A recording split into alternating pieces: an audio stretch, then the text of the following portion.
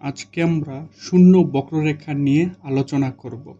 প্রথমে সংজ্ঞা শুরু করা যাক। সংজ্ঞাটা হলো, কোনো রিমানীয় বা ছদ্ম রিমানীয় অন্তরীক্ষে যদি কোনো বক্ররেখার প্রতিটি বিন্দুতে রৈখিক ব্যবধানের বর্গের মান dx² শূন্য হয়, তবে সেই বক্ররেখাকে শূন্য বক্ররেখা বা শূন্য দীর্ঘপথ বলা হয়। এটা হলো সংজ্ঞা।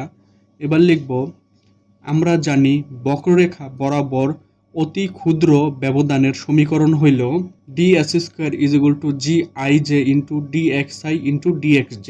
এটা হলো সূত্র।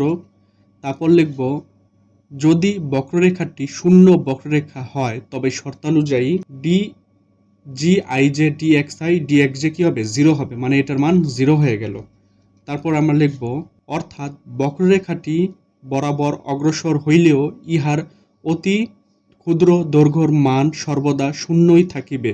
ইহাকে পরামিতিক রূপে নিম্নোক্তভাবে ব্যক্ত করা যায়: gij dxi/dt * dxj/dt = 0। এইভাবে প্রমাণ করলাম আমরা।